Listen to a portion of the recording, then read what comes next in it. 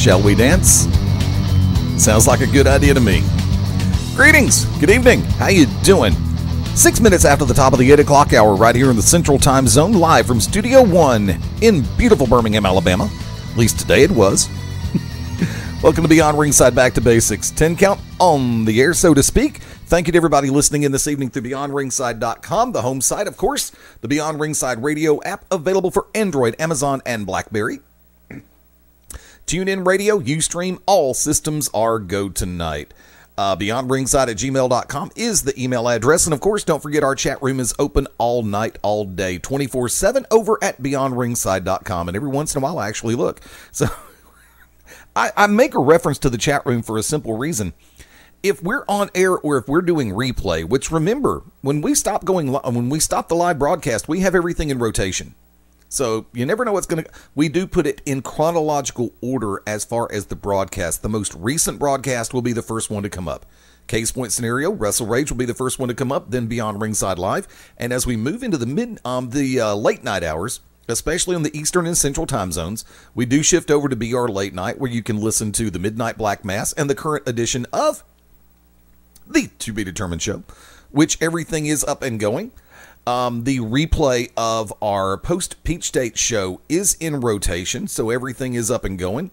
TBD returns this week. The Saturday Showcase returns this coming Saturday the 14th. Got a lot of things going on, got a lot of things on the table. So like I said, the reason why I say it like that is if there is something you'd like to ask or a comment you'd like to make, chat room's always open. And we do check it. All the personalities here on Beyond Ringside Sports Radio. I will never use the word air talent, especially not in my direction. Don't ever accuse me of having talent. So therefore, we won't have that controversy in play anymore. But got a lot of things on the table. UFC 193 this weekend. Rousey versus Holm. And unless they've changed something, this is actually turning out to be a really good card. And it was brought to, there was a training video of Ronda Rousey put up earlier today. And I've just got to sit back and say, I'm wondering, I've got a Tysonitis situation. Rousey will be defeated if Rousey wants to be defeated or if Rousey gets too distracted by something. And I'm actually amazed and impressed at the factor that she has been able to stay focused, especially with all of the publicity, all the media, all the press, all the paparazzi. And if I'm paparazzi, I don't get within a certain distance of her because the woman's deadly accurate, plain and simple. But to keep the world in perspective, I asked the question a year ago, will Hollywood ruin Rousey? And so far the answer's been a resounding no. She's got a good core group of people around her. She's got a good head on her shoulders. She understands business, something I respect immensely. And with all the appearances that she makes, whether it be on SportsCenter, talk shows, all of the above, all the personal appearances she makes, I'm really surprised. I'm really impressed and still partially surprised that she stays as focused as she does. I know people who've been in professional fight circumstances longer than her that don't have the focus and intensity she does. So once again, it is ultra impressive. Going into this fight against Holly Holm, I've not heard that much on the build-up side, because if you remember the previous fight she was in, there was a lot of trash talking by the opponent, which I'm not going to go into detail on it. Everybody's heard it. Fight fans know what's going on. They knew what happened. And Rousey pretty much squelched that. She has had people come at her from every possible way. They've tried to attack psychologically. They've tried to rush to see if they could catch her off guard. They've tried slow methodical. They've tried matching her judo, which is really hard to do. And lo and behold, to keep the world in proper perspective, cough button, it works for me. It really does sometimes, especially if I decide to use it. I have to wonder, because this has been one of those quiet builds. It's been anti what UFC has become lately, where they keep trying to use pro wrestling storylines. Yes, I said that. Remember, we are wrestling just as much as anything else around here, including football. Roll Tide. But the fact of the matter is, UFC's been really good about trying to borrow the systematic approach that pro wrestling has been using for years, for decades, about trying to build heat for one particular person so that you could try to establish the babyface heel relationship and try to build contrast from there. You haven't heard that much of it this time, and I've been paying attention to see if there are going to be mistakes made and to see who's going to get what right. Believe me, more often than not, and it doesn't matter if you're in wrestling, boxing, mixed martial arts, any kind of sport, any kind of industry, you can go the wrong direction very quickly when it comes to trying to do a build-up for something, which is going to lead me to my side of the coin. It doesn't matter what industry you're in. Not in the least.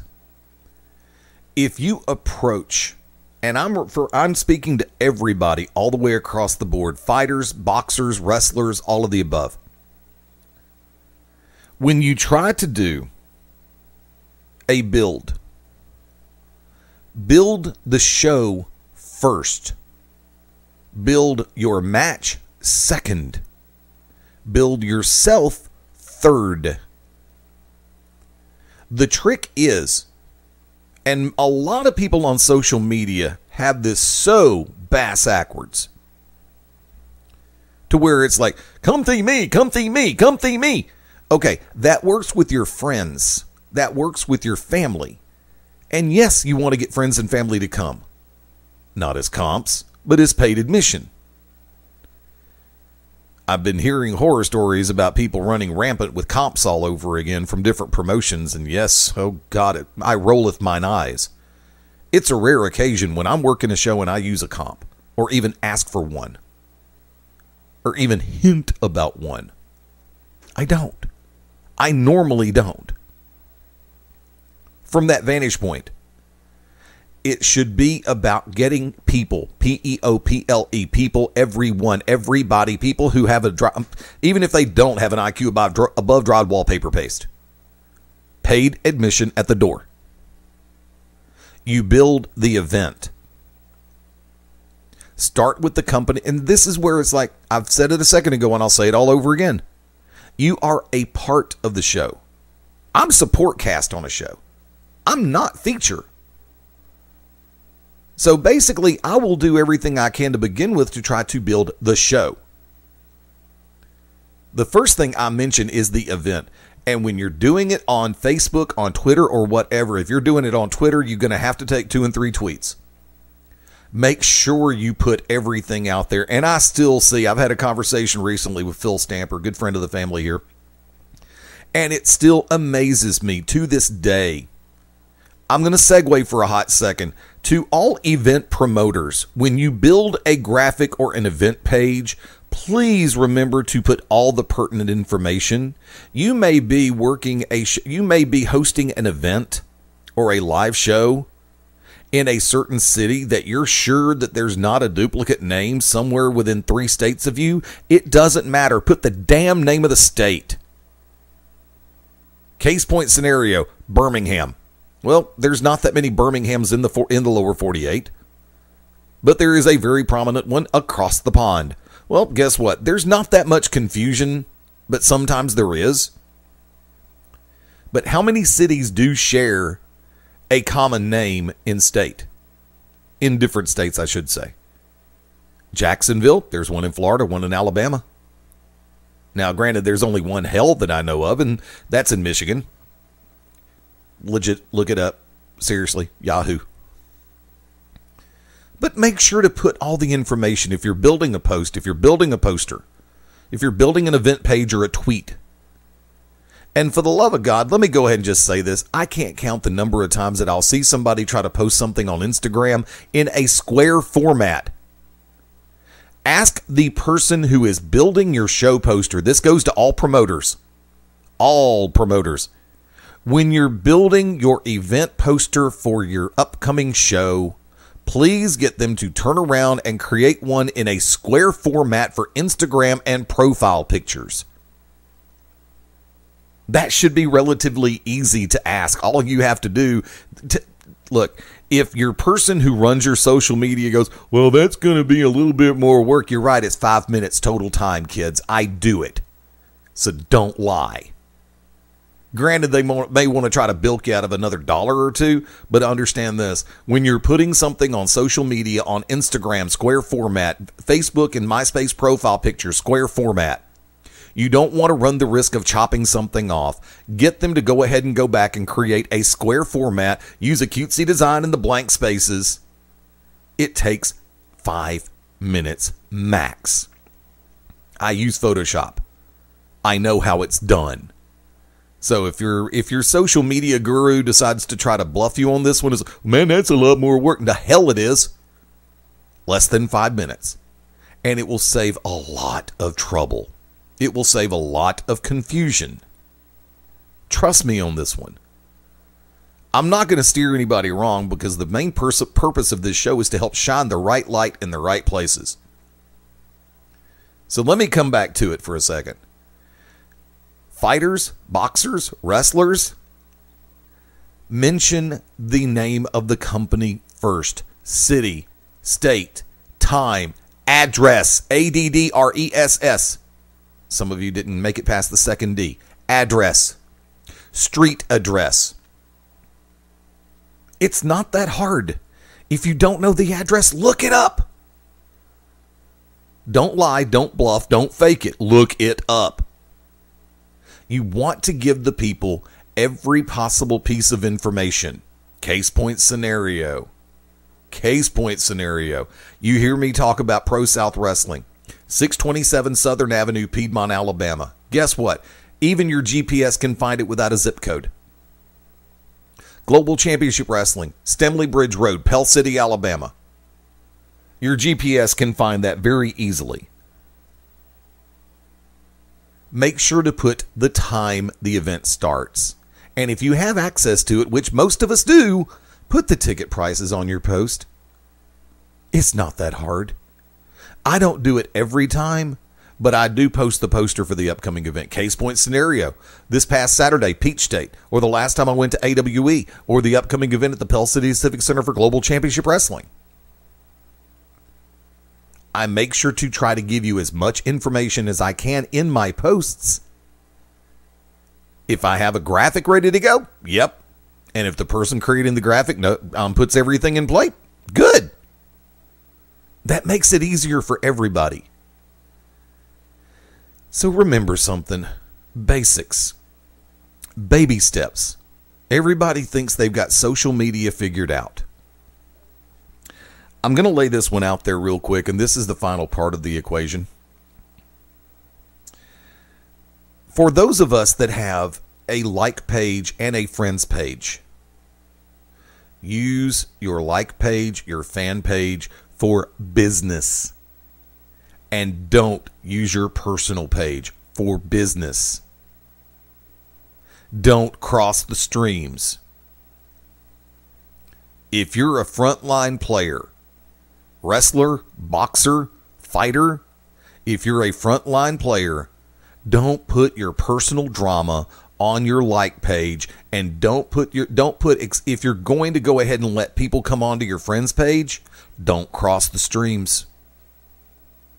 You lose the right and the privilege on social media to nag, whine, bitch, and complain on your personal page when you let people who know you from your shows and your events come on there. Unless they were coming on before you made it a conscious effort to promote on your personal page. Fans of the industries don't want to see it. They don't want to hear it. You lose the right to be dark. You lose the right to be, by dark, I mean brooding, and I know people who do that all the time. That ish gets old real quick. I know, I've done it before, but I keep it to an absolute minimum. Minimum. You have to play it smart in the realm of social media. Keep things separate. Send people to your fan page, to your likes page, and keep your personal page separate. That is the smartest way to do things. Honestly, it is. Keep your friends page what it's supposed to be. Friends and family. That way you can be yourself on your page. Keep your professional page separate from your personal page. That's one of the things that's hurting us nowadays in every business. That's why a lot of so-called celebrities have handlers and people who run their sites for them, so they don't post stupid stuff that's going to drive business away. The drama on social media should be in the ring, not on the pages. Like I said, I'm not totally innocent. I never said I was, but I keep myself in check on it too. Be cute, be witty, be intelligent, be intuitive. And when you get on social media, remember that, please. And yes, it's easier than you think. And at the same time, it's also harder than you think too. I know like I said, I catch myself every once in a while. Let's take a look at it real quick. By the way, that was my side of the coin for right now. Slated to be joined in just a little while. Got some very special guests coming on. I do understand I might actually be triple teamed, so to speak, on this one. Looking forward to talking to Chris Bradley. I understand good friend of the family, the Marathon Man, Christian Haim, is supposed to be coming on in a few, as well as old friend, possibly making an appearance. Been way too long. Cabana Man Dan right here on Back to Basics. Hang tight with us on that one. I want to go ahead and run this down real quick. The Women's Bantamweight Championship will be on the line this coming Saturday night. I'm really looking forward to seeing this fight. I've got second round Rousey. The Women's Strawweight Championship will be on the line. Please do not ask me to pronounce either name right now. I am not in the mood to trip over my tongue for more than 5 minutes. Heavyweight matchup, Mark Hunt taking on Antonio Silva. Middleweight matchup, Robert Whittaker taking on Uriah Hall. And in the heavyweight division, Stefan Struve taking on Jared Risholt. And looking forward to everything on the main card. Now, I've been looking over the preliminary cards on the UFC Fight Pass and on Fox Sports 1. I've been doing a little bit of homework. Not as much as I normally do, and that's my fault, but I've been on the road so much, driving, much less riding, so I haven't had a chance to do as much as I really want to and get as much backup information set and ready to go. I'm going to go and let everybody know, for all of my friends in the central Alabama area, I'm going to have my happy butt perched at the bar, or at a table, depending on how many people show up, at Buffalo Wild Wings in Alabaster. I'll be down there this Saturday night taking in the fight. If you get out and about, definitely check it out. I know that the Buffalo Wild Wings in the Birmingham metropolitan area will be showing UFC 193 this coming Saturday night. If my notes are correct, they are going to be taking this at the regular time. I do believe. I've got to double check numbers, but from what I understand, the regular time is going to be in play on this one, which means that it's going to be 9 p.m. Eastern, 8 p.m. Central. I do believe. I'm double checking right now. I really am. I hate to think that I'm going to get something wrong, but you know me. I've gotten it wrong before, so therefore. And actually, I do stand corrected. It's normally 10 p.m. Eastern, 9 p.m. Central. So we're going to work on that. Hoping to get the final numbers as far as what's what in just a few minutes, so bear with me on that one. Got a lot of events taking place. By the way, before I go any further, I want to go ahead and pass this one along for our friends up in the northeastern U.S. Congratulations. I mentioned his name a minute ago, and he has just been named as the new general manager for Maryland Championship Wrestling. Effective this coming Friday, November the 13th in Waldorf, Maryland. Phil Stamper's been active in the world of pro wrestling for almost 20 years as a competitor and behind the scenes. He's been very prevalent and very prominent with companies like Combat Zone Wrestling, Pro Wrestling Unplugged.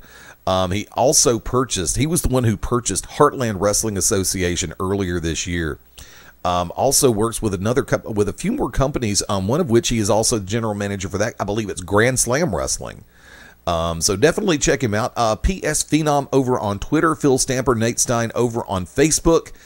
He is also the gentleman who helps provide us with a lot of the upcoming show information that we are able to pass along here on Beyond Ringside Sports Radio. I did everything I could for the longest time to try to get, God, more already. I've been trying to get up to date and back in the realm of being able to put up upcoming show information on beyondringside.com. It's just, unfortunately, I'm one person trying to do the job of 10. So I hope you forgive me in that regard, but we will start posting Phil's calendar all across the fronts. Of course, want to remind everybody, here's upcoming events. Got a triple play tomorrow night, November 11th, Ohio Valley Wrestling at 4400 Shepherdsville Road in Louisville, Kentucky, 7 p.m. start time. Wednesday, November the 11th, Combat Zone Wrestling presents Dojo Wars, 110 Harmon Drive, Suite 304 in Blackwood, New Jersey. Wednesday, November the 11th, Rockstar Pro Wrestling at the Rockstar Arena, 1106 3rd Street in Dayton, Ohio. I believe that is a 7 o'clock start time. This Friday, November the 13th, Real Canadian Wrestling, Springbrook Multiplex in Red Deer, Alberta. Of course, our good friends, Pro South Wrestling, 627 Southern Avenue, 7 p.m. bell time in Piedmont, Alabama for Pro South. Want to say hello to everybody that's been making their appearances up at Pro South. They've been turning out some great numbers, been putting on some great shows. All-Star Wrestling at the Scottish Cultural Center, 8886 Hudson Street, this Friday, November the 13th in Vancouver, British Columbia. Also in Waterbury, Connecticut, Friday, November 13th, Northeast Wrestling, Crosby High School, 300 Pierpoint Road. 8 p.m. start time. Also, want to go ahead and pass along. I want to go ahead and pull this up real quick. This coming Sunday, the 15th, Atlanta Wrestling Entertainment. The house party is on for our friends in the Peach State of Georgia. I'm going to run this down. 714 Spring Street this coming Sunday is going to be the place. To be. I'm sorry, too many things that are popping through my head all at one time. I want to pass this along. JT Dunn will be back. Sugar Dunkerton will be back. Kimber Lee will be there, the princess in the house. Marty Bell from the Dollhouse will be there. Chip Day, Jimmy Rave, The Hierarchy will be there. Murder One, The Product, David Starr, Adrian Armour, so many great in-ring talents are going to be at Atlanta Wrestling Entertainment for House Party 5. This coming Sunday, bell time is 4 p.m. local time, 4 p.m. Eastern. It is located at the Quad, 728 Spring Street Northwest in Atlanta, Georgia. Here's your zip code, 30308. Check out atlwrestlingent.com for Atlanta Wrestling Entertainment. I've been to a number of their shows. I really genuinely enjoy it. They have a great product over there. And like I said, this coming Sunday, it is going to be a party, a house party 5 with Atlanta Wrestling Entertainment. Like I said, David Starr, JT Dunn, Sugar Dunkerton, Kimberly, Marty Bell, Jimmy Rave, Chip Day, Adrian Armour, and many, many more. So definitely check it out. Folks, going to go to the bottom of the hour break. Hang tight. Beyond Ringside, Back to Basics returns in just a moment. Stay tuned. This is Dale the Demon Torborg, and you're locked in to Beyond Ringside. When planning your next party or special event, insist on the best. Full Range Entertainment is a professional entertainment company providing a full range of services. From professional disc jockeys and MCs to catering and photography, when the details of your special day must be perfect, call us first. Wedding receptions, corporate parties, school functions, birthday celebrations, and more. We also have Birmingham's largest selection of karaoke tracks available. With over 40 years combined experience, Full Range Entertainment can provide you with the talent and professionalism you need and deserve to make your next event one you'll never forget. For more information on the full range of services we offer, call 533-HITS. That's 533-HITS. Or check us out on our website at fullrangeentertainment.com. This is Merciless Ray Mercer, Olympic gold medalist and board member of Find the Dream, and you're locked into Beyond Ringside. The To Be Determined show live Wednesday nights, 9 Central Standard Time. Join myself, the Oracle of Ominous, the Wicked Nemesis, the Grand Design, Clyde Braddock, and the Magic City Monroe, Fast Eddie Layne, as we take you to the edge of uncensored. Yes, we go uncensored, so make sure you have your earmuffs Ask your parents, for those of you, that are a little young, maybe under 18, but make sure if you have any heart conditions or any mental defects, please listen, because they may take effect right here live every Wednesday night, 9 Central Standard Time. Beyond Ringside Radio Network, beyondringside.com. This is Danny Cage from the world famous Monster Factory, and you're locked in to Beyond Ringside. Sunday nights at 11 p.m. Eastern here on BeyondRingside.com. Join us for the Midnight Black Mass. Myself, the Reverend Dan Wilson, brings you the dark gospel of professional wrestling, uncensored, unedited, uncut, and not for the faint of heart. You can find out more about us at youtube.com/pottyhumor or subscribe at Potty Humor on iTunes and Stitcher today. This is the seven-figure deal Ace Rockwell, and as long as Wicked Nemesis isn't on the show, please listen. You're locked in to Beyond Ringside. Hey, half-heads, it's a 3-time NWA World Heavyweight Champion, Scrapline Adam Pierce, and just like me, you are locked in Beyond Ringside.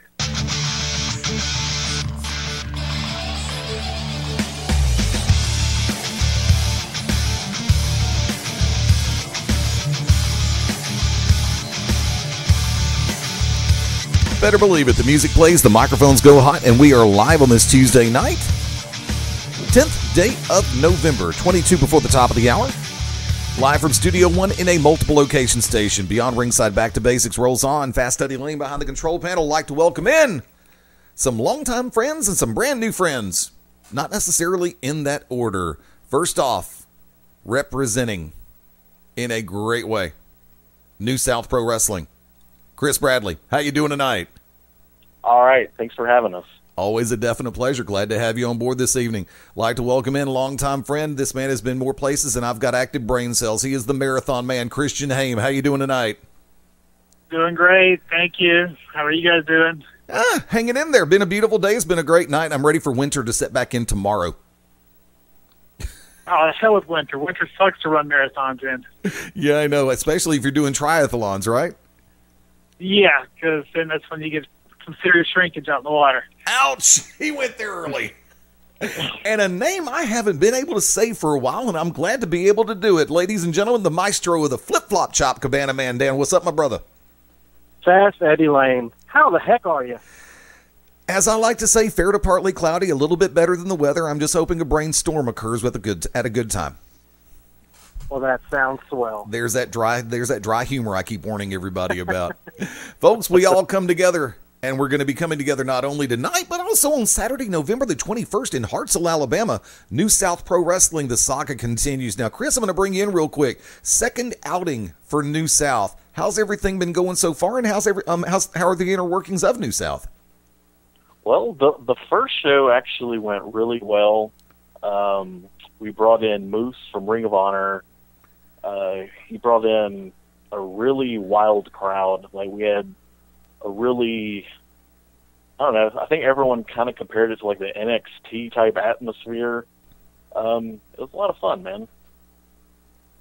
Now, you were talking about Moose coming in on the first show. Who are some of the other personalities that have come through the door so far? Well, Christian Haim actually fought Moose on the first show. And you can ask him about taking a spear from a guy that was in the NFL, how that felt. Let's see, who else was on the card? We had Dump Sanders was on the card, who won the low bar $10,000 Battle Royal. Ace Haven was on the card. I think he works a lot in the Birmingham area. All over the southeastern U.S. I've worked with him here in Alabama and over in Georgia, too. Okay. Yeah, he was on the show. Chris, who else was on the show? Don't forget the Tramer Park. The Tramer Park. That was probably like the bright spot of the show, really. He kind of stole the show with the freak Jeremy Flint. He will be coming back on November 21st, right? Yes. Yes, he will be in Hartselle. Now, Christian, do me a favor. Let me jump in on this particular point. We kind of glossed over it off air real quick, but in addition to the pro wrestling, you've been staying busy also in another realm of physical fitness, and that would be everything from marathons to triathlons. I'm going to assume that the training for that is just as rigorous as the training that you continue to put in for wrestling, right? Or is it the other way around? The training almost seems like it's getting more crazy, it seems like, because there's a lot of times where I'm training out in the heat, 100 degrees, and having to do a lot more training. But there's less lifting weights, which I did for wrestling, so you kind of use a little bit different approach. Wrestling, I always tried to use a lot of fast work as far as like speed work, just so that way I wouldn't blow up in the ring, so that way I wouldn't be out there huffing and puffing and sucking wind, because we all know what it's like to watch that guy. It's kind of comedy a little bit, and last thing I want to do is get out there sucking wind. So, I mean, the training is a little bit of the same, but still having to turn it up. Now, you're notorious for going on the road in pro wrestling, many states, many different geographic areas of the U.S. Same thing with everything from the marathons all the way up to triathlons that I know of. What's the furthest you've gone on a triathlon so far, or a marathon so far? Well, let's see, I've been to Indianapolis for triathlon. I've been to New Orleans for a marathon. So, I mean, it's just like wrestling was for me. I love to travel, go to different places. I don't like to stay in that 40-miler rim, so traveling's my thing. I like seeing different scenery. I like to go where I know the competition's going to be at. Now, I want to bring in CMD because I made the statement when I was doing the introduction that I haven't had a chance to really say that name in the realm of pro wrestling for a while, because his departure from pro wrestling, in my book, still miss you working in the ring, dude. Always a pleasure to see you in ring, just like it's always a pleasure to see Chris. Noticing you're making a return in this direction. You've been flying a little bit under the radar in a lot of ways, but you're coming back to host The Saga Continues on Saturday, November 21. What got you back involved? Well, I've known Chris Bradley and Christian Haim probably in the first 3 months of my wrestling career, when we were wrestling in the back of a boot store, and I tag teamed with Buff Bagwell and took out Chris Bradley and Christian Haim. I've just known them for a long time, and I saw what they were doing with New South, and they were looking for somebody to be kind of like the voice, to do some commentary and host the show. And I've actually done a little bit of hosting of some wrestling shows within the past 5 years, and I love what they're doing. They're my boys, and I want to get involved. I see New South coming in with some great stuff, and I want to ride some coattails. I miss riding coattails, Eddie Layne. You can ride my coattail anytime, CMD. Yeah. Now, serious question though. How in touch have you stayed in the world? Not necessarily on the more local or regional level, but how in touch have you stayed in the world of pro wrestling and sports entertainment since your hiatus? I watch more of like a casual fan. Like I do watch the Monday Night Raw, but I don't miss an episode of NXT. I pretty much have the network for that, and then I keep up with some local stuff, some indies on Facebook. I keep up with New South, Pro South. I'm friends with Ace Haven, so me and him talk off and on. I kind of keep my ear to Chikara, but not as much as I used to. Yeah, they're coming off some major events, and they're actually getting ready to wrap up season 15. I've been keeping track of what's been going on with the world of Chikara, and I love the new system they have out, Chikaratopia, where you can actually do the subscription service. To me, that's cool as hell. I wish that there were more companies that would actually put that out there. It'd be a lot better for me to pay a company, kind of like when Beyond is doing their alternative. I really have an opportunity to sit back and watch different stuff from different areas, which is what we've always encouraged people to do here on BR. That's why we put out the links for alternative.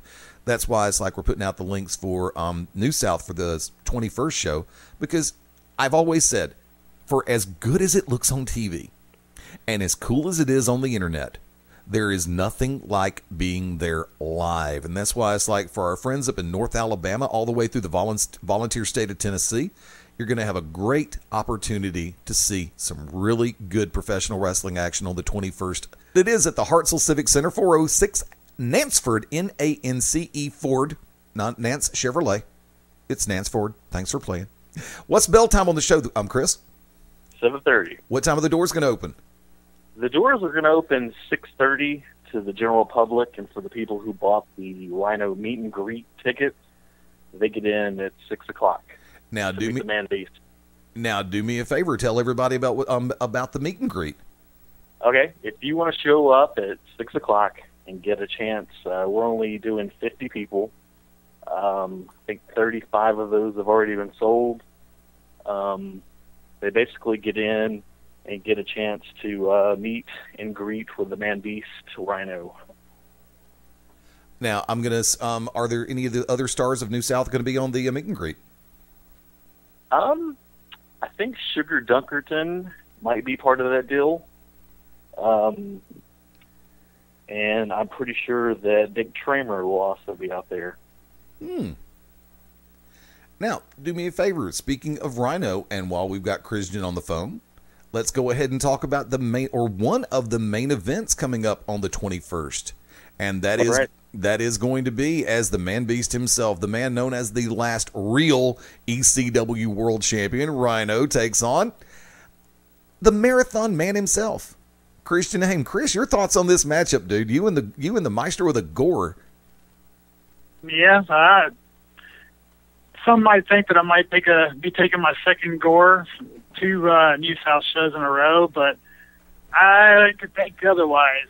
What I'm planning on doing is blowing up the man beast Rhino, because, like you said, he's the last ECW guy, so I'm sure his cardio probably sucks, just taking a wild guess. So, but I'm looking forward to the match, however, because, the dude's been everywhere, highly recognized name, but, it's just, I hope he's ready, not just to collect a paycheck, but to work his ass off when he gets there. Now, tell you what, I'm going to shift over. CMD, I want to get your insight on this matchup. Without picking favorites, without picking a winner or loser, I want your insight on this one. Well, as you can see, Rhino is on the active NXT roster. He's wrestling with the best in the world right now, and he's going to be wrestling with the best in the world with Christian Haim. I really think anything can honestly happen. Rhino could overlook Christian Haim. Christian Haim could use some speed to get ahead. It really could go either way. Now, also, the second half of this main event, and Chris, I'm going to bring you full scale in on this one. You have got Adam Jacobs, a man very well known around the southeastern U.S. in particular, taking on... I always want to go back to the original nickname of the Chocolate Ice Cream Dream, but Duncan, I have because that's what he was up in Chikara, especially Sugar Dunkerton taking on Adam Jacobs. Chris, come on in. Tell us about the match. I think it's a very intriguing matchup. With Sugar D, you never know what you're really going to get. Adam Jacobs is kind of coming in with a lot to prove. He's kind of exclusive to New South now. So I've always thought he's kind of a guy who was an underachiever. So I think he really has a ton to prove in this match. Matter of fact, I'll turn the tables. Christian, handicap this match. Adam Jacobs, he's old Wildside boy. So he could be the favorite, if you've known your history, known how well Adam Jacobs is. I've tagged with the guy. Yeah. But Sugar Dunkerton, he's well-traveled, could be kind of an underdog. Adam Jacobs might need to do a little bit of YouTubing or something to see because Sugar might surprise him, I think. He could bring out the basketball skills. He could bring out, he served some time, I think, in jail. So Adam doesn't know what he's in for, I don't think. Now, I've had the pleasure of working with Dunk on a number of different occasions. Always a treat to watch in ring, and I've got to sit back and talk about this one for a second. I worked with him recently at a show in Atlanta, Georgia, that was originally slated to be a 7-way scramble. Well, due to extenuating circumstances, it came down to the factor of the final 2 came down to Dunk and Cedric Alexander. And these two absolutely lit it up in there, which, of course, anytime you see Sugar Dunkerton, you're going to get 110% out of the guy. And I really hate saying 110% because I'm still working on the mathematical equation about how we get that extra 10% out of ourselves. And knowing Adam Jacobs the way I do, he and Dunkerton are going to absolutely tear it up on the 21st. It's going to be a great match that a lot of people are genuinely going to enjoy. I want to take a look at this three-way match. A women's three-way match.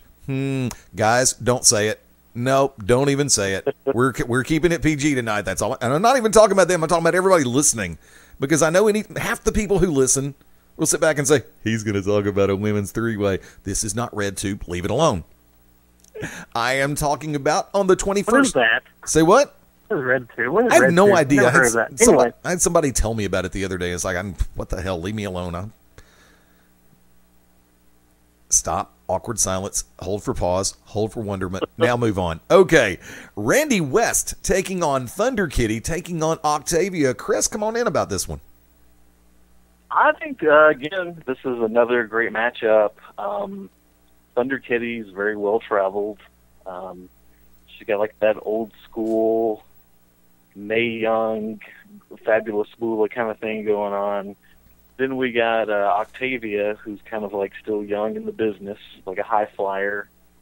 And then Randy West is like, she's possibly the toughest chick I've ever seen, man. Like, just from the stuff that I've seen on YouTube and everything. She's kind of like... She could be the woman beast.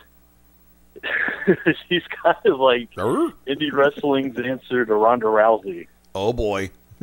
Oh. They're going to be a... What, she supports Bernie Sanders? Exactly. CMD knows what I'm talking about. Ouch. Wait a minute. Rousey supports Bernie Sanders? Oh, yeah. Did not know about this. Okay, never mind. Look, I don't support any of them. I really don't. I'm not Republican. I'm not Democrat. I'm not conservative. I'm not liberal. I'm a centrist. It's like, okay, stay out of my food, stay out of my bed, stay out of my house, stay out of my checkbook. I'm happy. Exactly. I should run for governor. No, that'd be I'd rather just be Secretary of the Interior. We'll talk about that off air probably in a few hours, say around just after 4:19. Also coming up on the 21st. I just have too much fun with those references sometimes. Donnie Primetime, also known around the Southeast as DP3, taking on the last hero, Ace Haven. Along with him, of course, Amy Haven will be escorting him to ringside. Tell you what, Christian, I'm putting you on the spot on this one. DP3 versus Ace Haven. What can you tell us from your perspective? Man, you are putting me on the spot. Are these guys going to be there? Actually, that match, they actually had to cancel on us. Oh, okay. Unfortunately, so yeah. I was going that match might take place at a later date, but it won't be at this show. Okay, I'll go back and we can try to fix that in post. Like I said, say what? They actually worked each other at the first show. So. Also making appearances now. Tell you what, I was going off the event page that I had the link to. Chris, any other matches that you'd like to make public at this point? Well, actually, this match has just come through. We have an Iron Bowl match that is going to take place at the show with Team Dump, Dump Sanders, and two mystery men against Gene Jackson's team of Jeremy Flint, the Wild Thing Will Owens, and Cody Ward, which will be kind of like a anything goes 6-man kind of match. Now, I will sit back and say this. Like I said, pro wrestling fans, 3 names that were just laid out there in particular. Now, did you give who Dump's teammates were going to be, or is... As of right now, they're a mystery. He's got to pick somebody. There's probably a couple of his cousins. Maybe somebody out of the crowd. We don't know yet. Let's put this in proper perspective. I have watched Jeremy Flint for a while. I've worked with Cody for a long time. I've worked with Wild Thing for a while. For a long time, actually. I've known Will for years. Matter of fact, I think Will just picked up another world championship somewhere in America right now. Or possibly down in Cuba. We haven't figured that out yet. We don't know where he is. Will Owens, the most elusive man in pro wrestling, can pick up a world championship even when he's not even in the building. Long time joke here on He's good like that. He's been like that. Matter of fact, I actually think he just beat out the 22 team for the one-man tire changing routine over in Arizona this week. So he's just got that championship added to his list of accolades as well. But you put these three together, Flint, Ward, and Wild Thing, and you're going to have a dangerous combination. I know Dump Sanders very well. This is a person you never underestimate. This is a person who is very dangerous in ring, but also a lot of fun to watch. And with his connections to Jeremy Flint, Cody Ward, and Wild Thing Will Owens, I will say two words: be careful. Because as deep as the rabbit hole runs with Dump, you never know who he's going to bring. It could be somebody from around the Southeast. It could be somebody from the West Coast. It could be somebody from Japan. You just never know. Of course, knowing Dump, he could probably take all three on him by himself and not even break a sweat. But, you know, what would that... You want to have a good active competition, right there, Chris? That's right. So I don't know if Dump knows how to dial outside the area code, does he? Can call anybody like that, does he? I don't even know if Dump has a phone, to be honest. Well, I know he still uses the string with the two cans with the string, so I don't even know where the carrier pigeon's taking the other can this week. I mean, he's got a lot of family. Yes, that he does. Could be something. I don't know who he's going to get. I just hope it's Tracy Smothers in a helicopter, but that's just me. Now, give it. Dump will have to call the operator to get the phone number to the helicopter. There you go. There you go. Now, I also noticed you've got Gene Jackson on the show. What all is Gene going to be doing? I know he's going to be managing, right? Yes, he's actually managing that team of Jeremy Flint, right, Will Owens, and Cody Ward.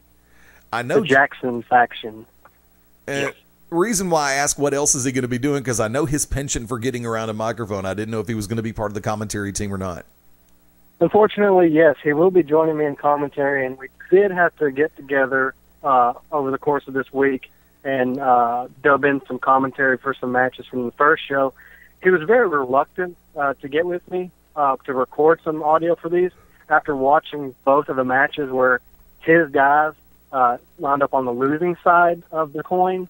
I can see why he was avoiding doing commentary with me. But we had fun. I think he brings out a lot of good in me, and I bring out a lot of bad in him. So that would be some good audio for the event. Now, also, I've got there is a section called Also Appearing. I'm with situations in play. Chris, I'm going to let you run down who else is already scheduled to be on the show. Okay. We got Nick Tramer. We got Chris Gans. P-Dog Mike Posey was going to be there.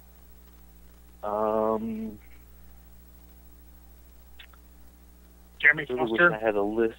I wish I had a list in front of me. Let's see. CV Suave is listed on there. Yes. Okay. And I noticed somebody said the name Jeremy Foster a second ago. Yes, Jeremy Foster will also be there. I like that guy. Now, folks, I'm going to sit back and say this. For those who have not seen Mike Posey recently, the Mike Posey you think you know is gone bye-bye. And I'm not just referring to mentally. I'm referring to the fact that he has a brand new look, a brand new image, a brand new style to him. He is P-Dog. I've worked with him in a number of different areas around the Southeast, and I've caught him at a previous Ring of Honor taping, and he has moved into this realm seamlessly. When I first heard it, and this is legit straight shoot, the first time I heard about it, it's like, he doing what?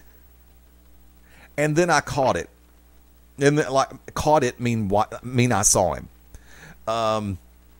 Then I understood it.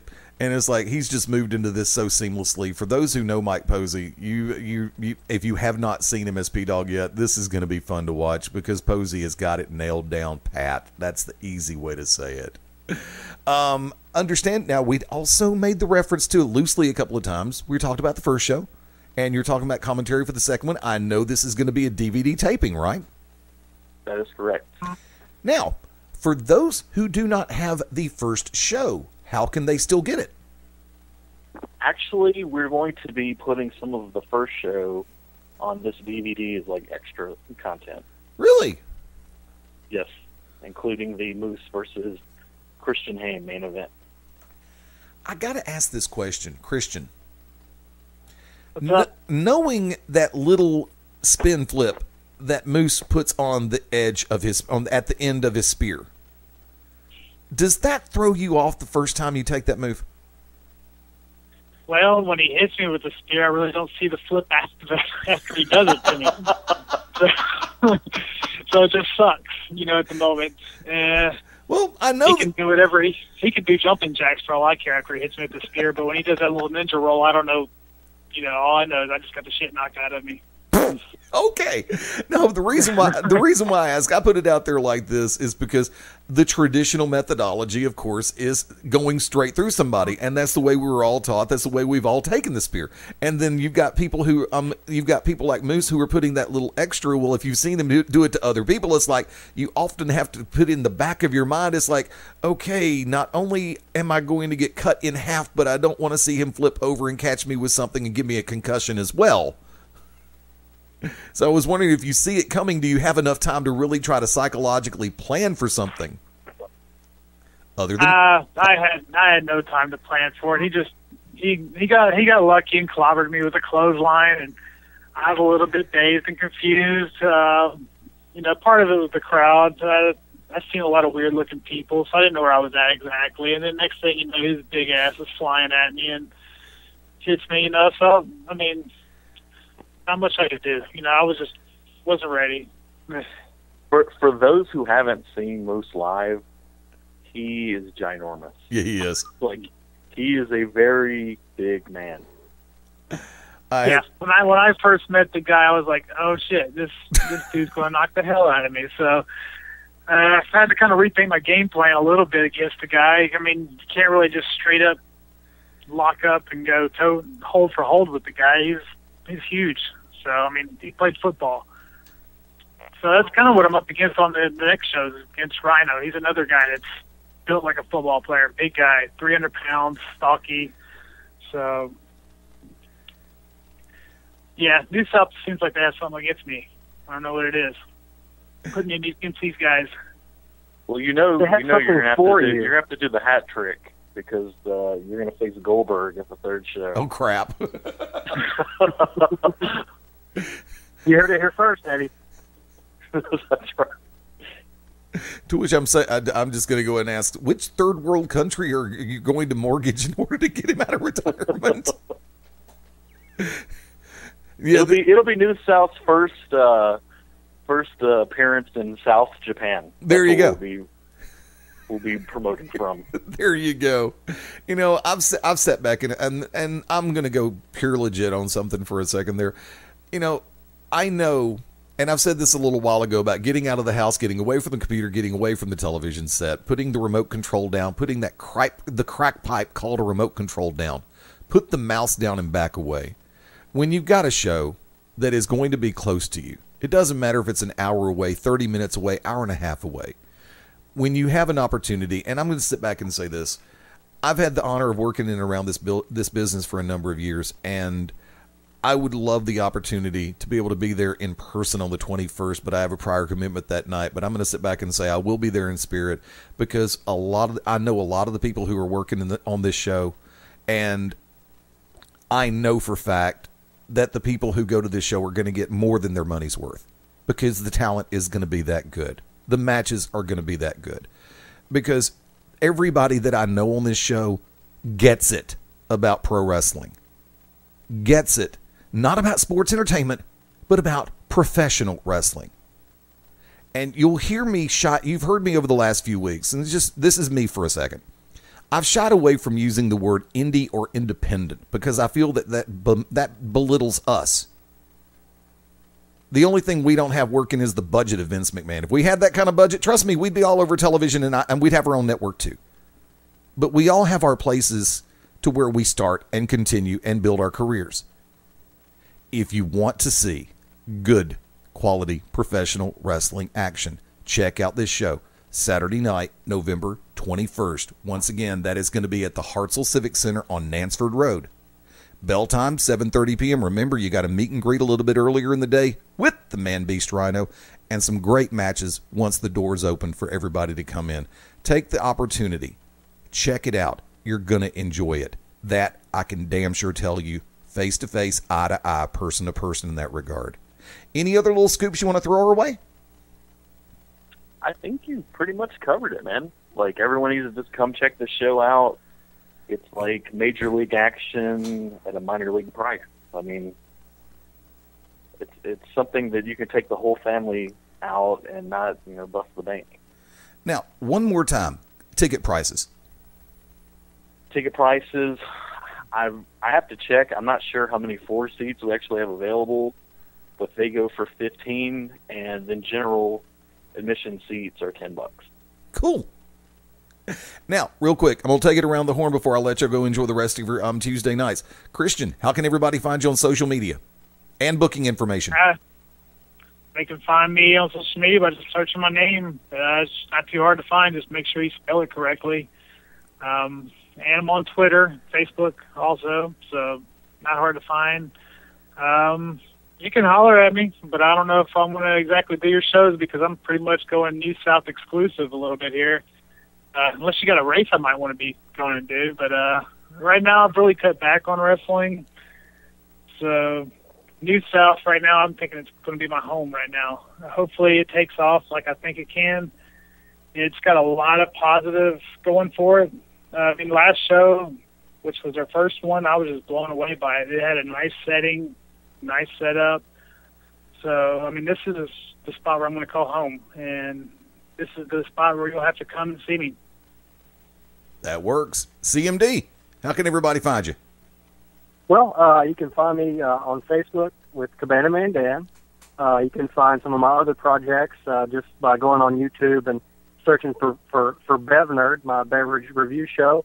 And you can also check me out on Kick-Ass Beef Jerky. I do a lot of different things outside of the wrestling world, but like Christian Haim, for the time being, New South is going to be my home as well.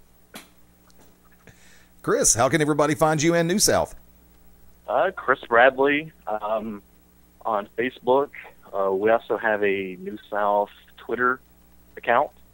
And then you can search us also on Facebook. And we actually have the Saga Continues event page. You can look it up. It's got all the information about how to find the building and all that good stuff. Coolness. Great having y'all on. Chris, great to be able to speak with you. CMD, Christian, always a pleasure. Do me a favor, hang tight 1 second. Ladies and gentlemen, stay with us. Chris Bradley, Cabana Man Dan, Christian Haim have gone beyond ringside. Hang tight. Bottom of the hour break, actually top of the hour break a little bit late. And Back to Basics rolls on right after this. What's up, everybody? This is Jimmy Rave, and you're listening to the only Jimmy Rave approved radio show. You're locked in to Beyond Ringside. Howdy, friends. This is the Magic City Motor Mouth, Fast Eddie Layne, with your invitation to join yours truly, along with Mark Mabo Bowman and the Oracle of Ominous, the Wicked Nemesis, every Sunday night, 6:30 p.m. Eastern, 3:30 p.m. Pacific, for Beyond Ringside Live. Wrestling, mixed martial arts, sports talk, and a whole lot more. Keep your eyes open on BeyondRingside.com for all of upcoming show information, and of course, catch us on social media as well. Until then, we'll see you this Sunday, 6:30 Eastern, for Beyond Ringside Live on the Beyond Ringside Radio Network. This is Danny Cage from the world famous Monster Factory, and you're locked in to Beyond Ringside. Hey, this is Stan Grubb for Wrestle Rage Radio right here on BeyondRingside.com. Join us every Sunday night, 9 p.m. Eastern Standard Time for myself and Smart Rage as we discuss the professional wrestling business from WWE, TNA, and all things in between. We'll have an interview here or there. We'll see what we can do to just keep you entertained. And along the way, we're going to have to bring up some emotion and make you think. That's what we like to do. So join us here on Sunday nights, 9 p.m. Eastern Standard Time, and we'll see you at Wrestle Rage. Ladies and gentlemen, this is Bill Behrens, and you're watching, you're listening, you're experiencing Beyond Ringside, and you are a better person for it. Trust me. 2010, after 2 years of constant bullying, 11-year-old Ty Smalley took his own life. In the past 7 years, more than 55,000 children have taken their own lives due to bullying. That's 22 youth suicides every day. Stand for the Silent is a grassroots organization that educates people about the harsh reality of bullying and the devastation it causes, and they need your help.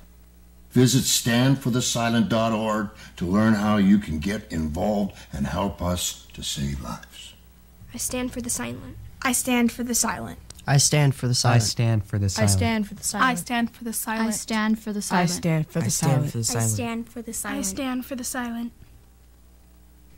I'm Roddy Piper, and we stand for the silent. This is Harley Race, 8 times NWA World's Heavyweight Champion, first ever King of the Ring, and you're locked into Beyond Ringside. I'm Bobby Ches, a 3-time world champion, Showtime expert analyst for more than 10 years. You're locked in to the On Ringside.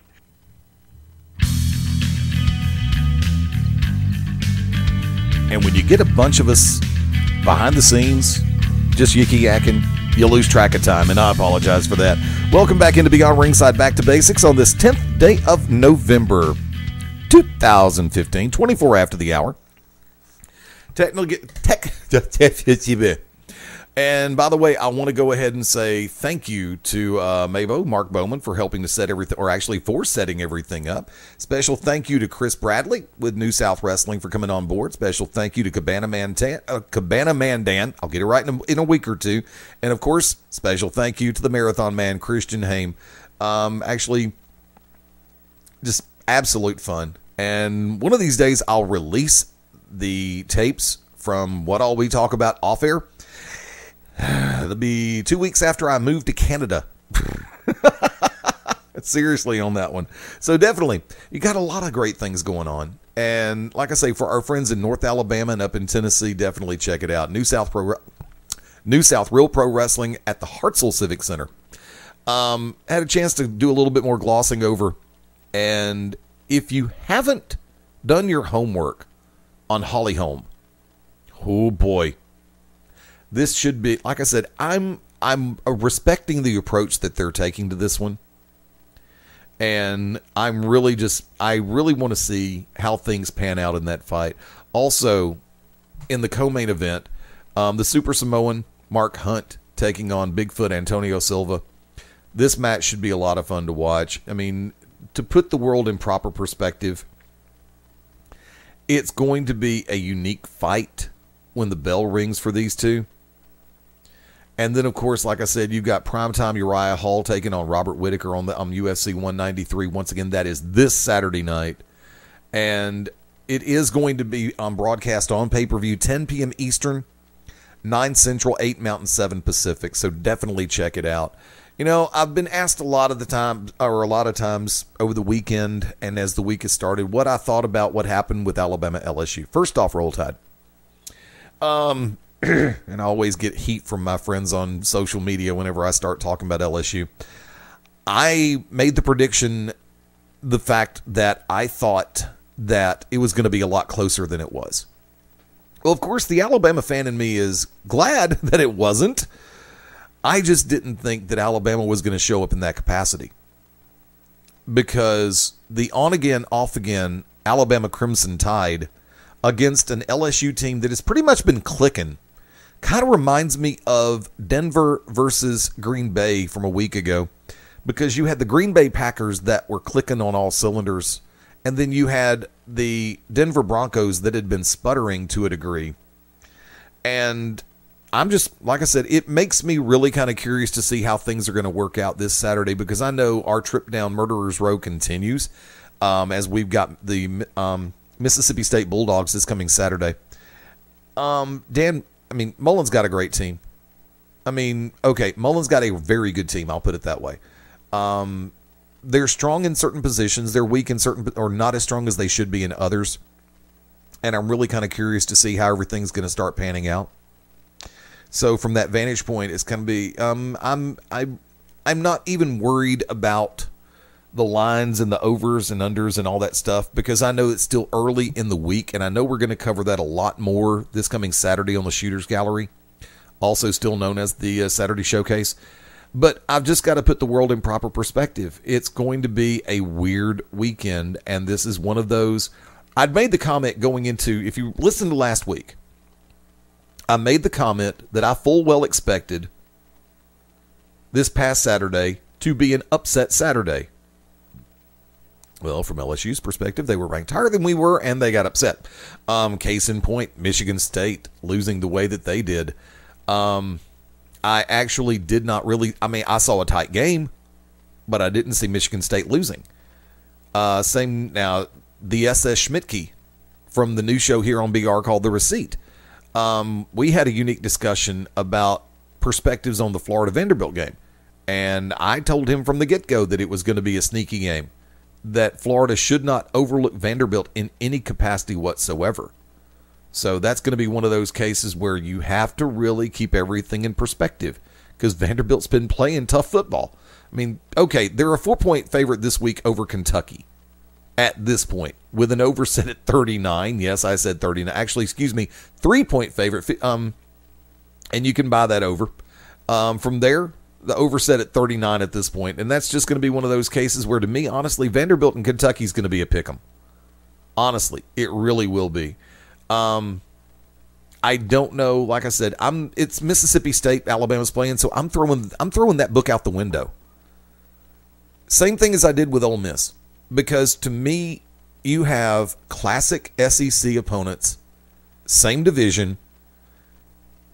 Mississippi State can play spoiler big time, because Alabama pretty much, I think, still holds their own destiny.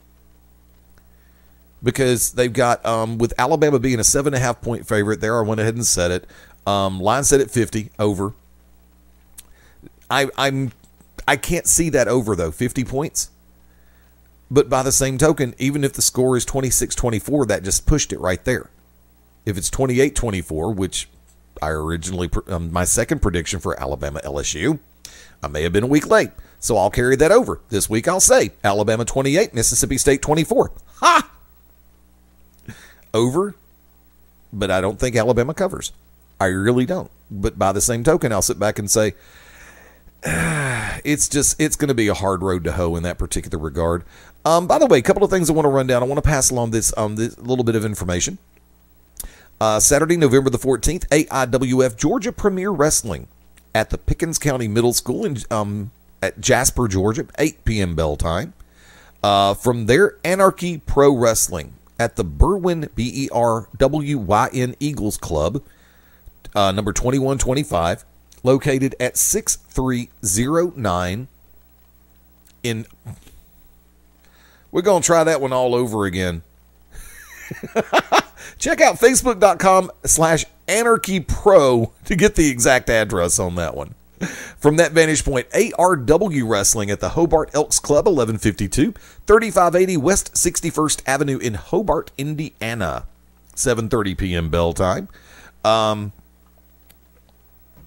Too much going on. It really is. Also, a couple of things I'm going to hit on real quick. Number one, start making your plans for our friends in Eastern Alabama and Western Georgia. Saturday night, November the 28th, Peach State Wrestling Alliance returns to Carrollton, Georgia, Thanksgiving Turmoil. I know, for my friends who are Alabama and Auburn fans, you're sitting back saying, but that's an Out of the Iron Bowl. DVR the damn thing. I will be. I'll be in Carrollton. Also, Saturday night, November 21, in Pell City, Alabama. Global Championship Wrestling. I'm back home. Pell City Civic Center, 7:30 p.m. bell time. It is the 7th annual Southern Legends Fan Fest. We're going to have all the information coming up in the next couple of days through .com, through GCWPro.com, as well as through GCW social media sites. I understand Global Championship Wrestling's GCW Radio will be returning 1 week from tonight, November 17, 9 p.m. Eastern, 8 p.m. Central Time. Yours truly, along with Dan Sawyer, we're going to be doing the complete rundown for everything that is going to be taking place on Saturday the 21st in Pell City under the banner of Global Championship Wrestling for the Legends Fan Fest. Facebook.com/GCW Pro Wrestling is the Facebook fan page, at GCW Pro Wrestling over on Twitter, and follow us on Instagram, or follow them on Instagram as well. From that vantage point, like I said, I'm coin tossed on a lot of things right now. And there's a lot of other things going on. Let me go ahead and do this one real quick. I've actually been monitoring. I watched most of Raw last night. And how in the hell is that ad showing up on WWE.com? Time to clean out the cookies.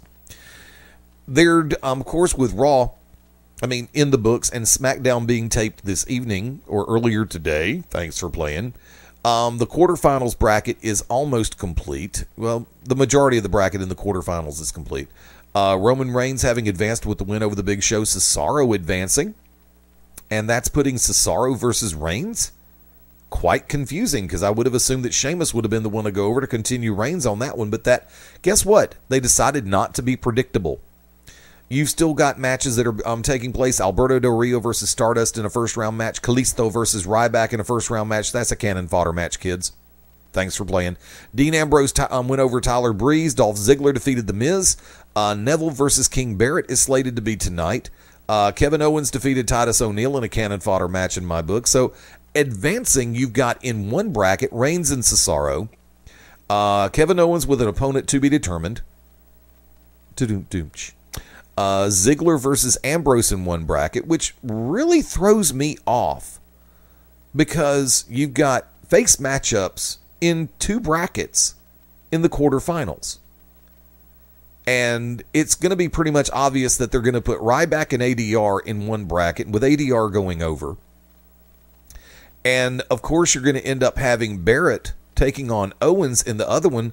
So you're going to have, there's only going to be one traditional matchup. Because I don't see them putting Stardust over ADR, and I don't see them putting Kalisto over Ryback. And once again, I'm not reading spoilers. I don't do that crap very often. So I'm just going to sit back and say it's going to be quite confusing, because obviously you know they're going to put Reigns over Cesaro. You know that Roman Reigns is going to go past Cesaro. I'm willing to go ahead and say that Ambrose will go past Ziggler. Don't be surprised if Prince Pretty doesn't stick his nose into it. So from that vantage point, the whole thing, so far, I'm enjoying it.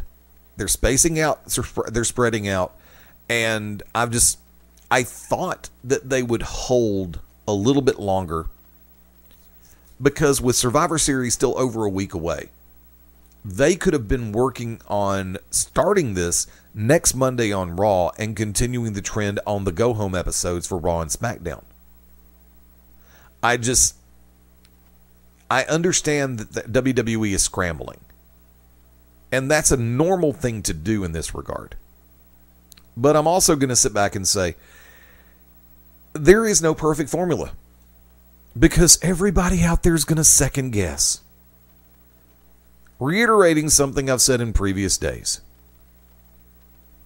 You have scenarios in play where the bottom line is, you have a segment of the populace that is going to be analyzing, overanalyzing, hyper-criticizing anything and everything that is done in the world of pro wrestling. Seriously. It's in the nature. Especially, you've got all the different sites out there, and I intentionally don't mention the lack of observance. Why? Because a lot of these guys take themselves way too seriously. And it's one thing to be a character on a radio show, or a columnist, or a blogger. And there's a big difference between a columnist and a blogger. There really is. I'm sorry. I'm going to offend people when I say that. That's why it's like there's some people I'll read and some people I won't read. there's a lot of things that I don't get into that happen on the internet, and it comes down to the simple fact that, yeah, some people still take themselves way too seriously. I can't. I refuse to. Tell you what, hang tight. Gonna go for one more quick break. Gonna be back to start putting a wrap on everything on this Tuesday night. When? right after this. When planning your next party or special event, insist on the best. Full Range Entertainment is a professional entertainment company providing a full range of services. From professional disc jockeys and MCs to catering and photography, when the details of your special day must be perfect, call us first. Wedding receptions, corporate parties, school functions, birthday celebrations, and more. We also have Birmingham's largest selection of karaoke tracks available. With over 40 years combined experience, Full Range Entertainment can provide you with the talent and professionalism you need and deserve to make your next event one you'll never forget. For more information on the full range of services we offer, call 533-HITS. That's 533-HITS. Or check us out on our website at fullrangeentertainment.com. What's up, everybody? This is the Master of Malice, Mark James, and you are locked in to Beyond Ringside. Hey, this is Stan Grubb for Wrestle Rage Radio right here on BeyondRingside.com. Join us every Sunday night, 9 p.m. Eastern Standard Time for myself and Smart Rage as we discuss the professional wrestling business from WWE, TNA, and all things in between. We'll have an interview here or there. We'll see what we can do to just keep you entertained. And along the way, we're going to have to bring up some emotion and make you think. That's what we like to do. So join us here on Sunday nights, 9 p.m. Eastern Standard Time, and we'll see you at Wrestle Rage. Hello, wrestling fans. This is Action Mike Jackson, 9 times U.S. Junior Champion, first ever Alabama champion, and I want to tell you what I'm tuned into, Beyond Ringside. Sunday nights at 11 p.m. Eastern here on BeyondRingside.com. Join us for the Midnight Black Mass. Myself, the Reverend Dan Wilson, brings you the dark gospel of professional wrestling, uncensored, unedited, uncut, and not for the faint of heart. You can find out more about us at youtube.com/pottyhumor or subscribe at Potty Humor on iTunes and Stitcher today. This is the Reverend Dan Wilson, and you're locked in to Beyond Ringside.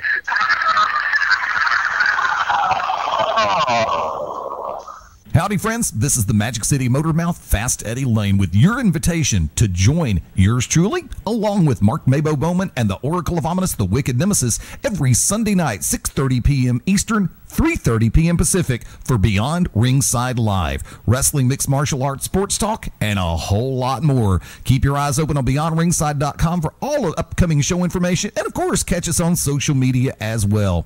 Until then, we'll see you this Sunday, 6:30 Eastern, for Beyond Ringside Live on the Beyond Ringside Radio Network. It's me. It's that D to the O to the double G. Always sitting next year near doggy style, the road dog Jesse James, and you're locked in to Beyond Ringside. Get it? Got it? Good.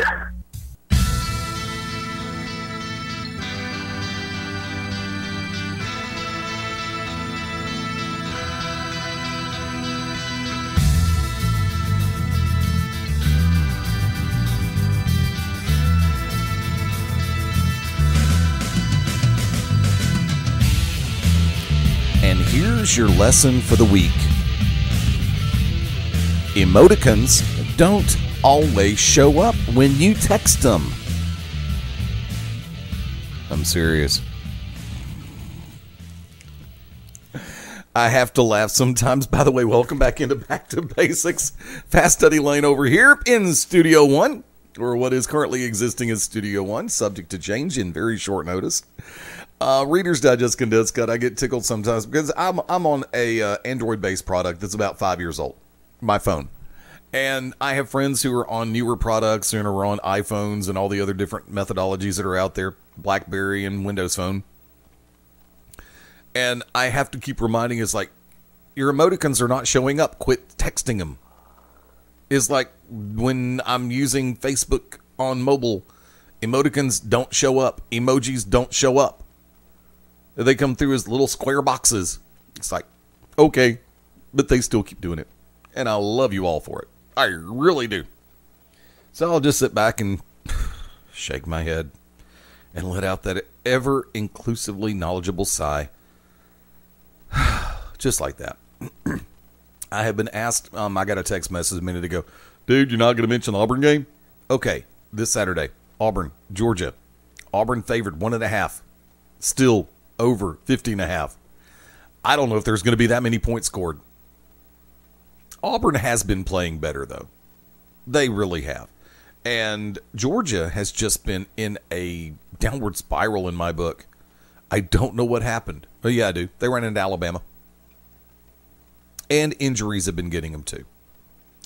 I feel bad for Georgia. I feel bad for Auburn from the first half of the year because it's taken this long to hit their stride. I'm really kind of curious to see which teams show up this weekend. I felt so bad in that overtime loss that Auburn persevered a couple of weeks ago. It's just, that's one that still just has me to this point. And I'm looking forward to bigger and brighter things out of our cross-state rival, with the exception of the last weekend of the month. I'm sorry, I hope they suck that week. I really do. I want Bama to win. I will pull for Auburn 11 out of 12 weeks. Don't ask me to pull for him in the Iron Bowl, because I'm not. Don't ask for sympathy or compassion. None. I'm a competitive individual.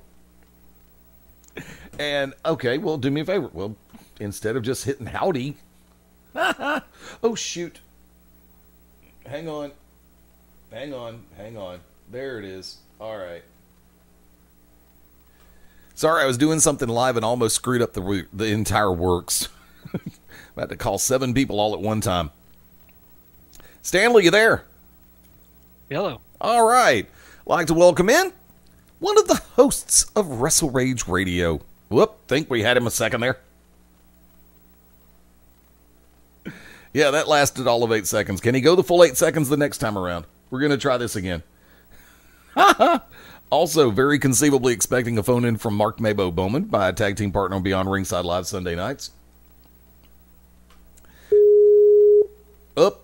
See, that's what happens when you call somebody live on Skype. Did we get him back? Yes, sir. What's going on? What the hell? You playing hide and go seek on Skype or something? Hide and go get it or something like that. I don't even know what it's called anymore. There you go. I feel like there's a lot of things happening out there, and I'm also going to sit back and say, with the sequence of events that have been transpiring, your Panthers faced the Titans this week.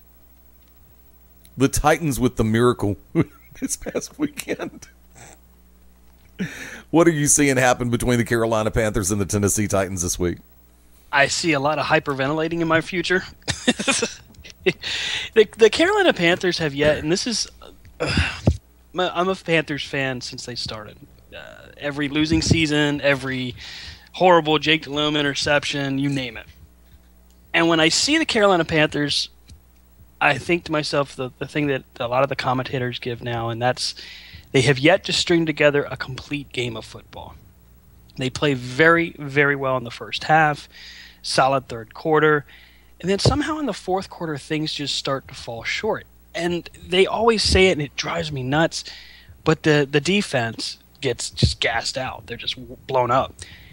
And this is ultimately what happens when you score and you get your offense off the field very quickly. Does it mean that they need to run more? Does it mean that maybe Cam needs to slow it down a little bit? I don't think so. I think the defense, maybe selfishly, I think the defense needs to step it up a little bit. You got Thomas Davis performing at a very high level. Luke is performing at a high level. Josh Norman. I mean, the list goes on for their defense. They have a solid group, but they're still kind of coming into their own. Do I think the game will be close? Probably not, because it's the Titans. But do I get nervous at every fourth quarter? Oh yeah, you better believe it. Now, did you picture them beating the Packers? Part of me thought that it was bad that the Packers had lost until this most recent game, because it was going to be a motivated Green Bay team. It was going to be Aaron Rodgers looking for revenge kind of thing. What I didn't expect was to see Aaron Rodgers spending more time on the ground than on his feet. He got the tar beat out of him, and that's not a good sign for his offensive line. He needs to take him out to dinner, buy him a watch, whatever it is, get those men to keep him protected. Pretty much the full game, I was surprised with how well they played and how solid they performed as both offense and defense for Carolina. And then Green Bay in the fourth quarter did what Green Bay does, and that's kept fighting.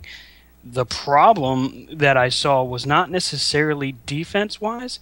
I just don't think Carolina was expecting such a fast pace so late in the game. But they stepped up, and ultimately they got the game and sealed the deal. But just like when they played Indianapolis, that fourth quarter, man, it just drives me nuts. But I'm grateful for the win. I'm grateful to see 8-0. I tell you, it's feasible.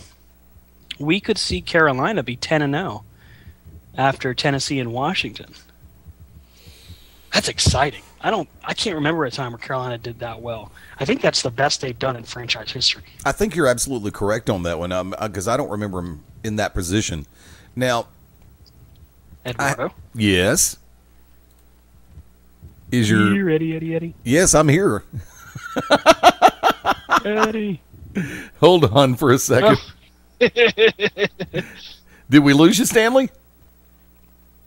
Yeah, no, I'm here. Okay, I'm okay. here. My connection was just freaking out. Yeah, it was freaking out for a second there. Because I'm noticing this weekend, and like I say, we're shifting gears, but we do that all the time here on BR. Plain and simple. The Panthers are going to be on the road in Nashville at Nissan Stadium, taking on the Titans. Lo and behold, with what happened this past weekend with the Titans, I see an inspired Tennessee team. Legitimately inspired. And granted, right now, the Panthers are a 4.5 point favorite. Over set at 43. I'm going to go ahead and sit back and say this. It's going to be a field goal, but the over is definitely going to be beat. You're probably right. Because Tennessee is... I mean, I try not to buy into cliches, especially for football. Say what? Sorry, I didn't mean to cut you off. No, you were breaking up. Go ahead, say it again. This connection is going crazy today. Are you getting rain up there too? You still there? Yeah. I'm with you. Well, what I was saying was that I try not to buy into too many NFL cliches. Any given Sunday though, you never know. That's why every week you have to be doubly prepared. That's why the NFL is so exciting though, because you never really know what's going to happen each Sunday. This year it has been either extremely exciting or extremely boring, depending on the week. Or, okay, I won't use the word boring. I will use the word uneventful. Because there are some games that are just like, you hope for a marquee matchup. And it's just like, where did this come from? And then all of a sudden, you get a game that you expect to go one way, I'm using that word expect way too much. You think will go one way, and it goes completely the opposite, making it I'm not changing this channel even to put it on red zone. And that's something that has been prevalent this year. I mean, you've got games right now like, okay, I'm curious to see what happens this Sunday, Dolphins-Eagles. I'm morbidly curious to see what happens as the Browns visit the Steelers.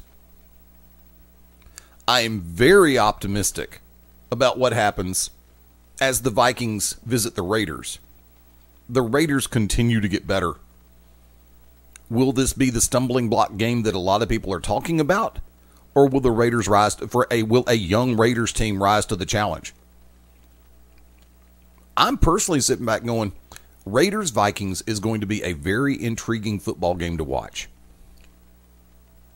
And this, of course, means that Minnesota will now blow the Raiders off the field. Because I'm saying it's going to be a good game. You ever had something like that? When's the last time you had something like that happen? Stanley? And Stan's connection's gone bye-bye again. I'm here with you, but yeah, I'm going to try to dial right back in. Give me just a second. Go for it. Be right back. Go for it. Go for it. Want to remind everybody you can catch us on the TuneIn radio app, available cross-platform, cross-format. Available for Amazon, Android, BlackBerry, Windows Phone, and, of course, Apple. I know. I consistently was asked about the status of the Beyond Ringside radio app available for Apple and we just hit roadblocks. We really do. I would love to be able to do something, get to expedite it and to fast track it, but unfortunately, it's a little bit out of my control in that particular regard. You know, Stan, you back with us? Yeah, we're going to give this a try. Okie doke. Now, let's shift it over for a hot second.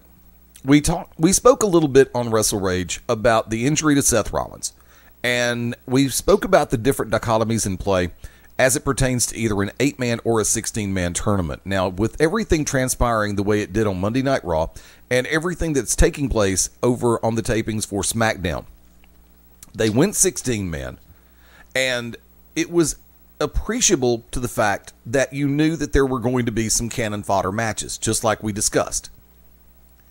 Have you seen the latest bracket? I need to check the updated bracket because I did not see the spoilers yet from SmackDown. Let me pull that up here and I'll go ahead and take a quick look. You know, one of the things that surprised me about the bracketing just right off the top was Kalisto being involved. Not that it's a bad idea. It was just a surprise. I've actually felt very strongly that the bracketing that they put together was strong, and I feel like they're making a smart decision by doing 16, and also having these matches on Raw and SmackDown gives people more chances to continue to watch. I'm just looking through the SmackDown tapings right now. Holy cow! Spoiler alert! Haven't watched it. I normally don't do this. I normally don't do spoilers on here. But when you're looking at the bracketing right now, I gotta tell you, there's some shockers coming up on SmackDown. Where in the world do we get a first round elimination of a guy like Ryback against Kalisto?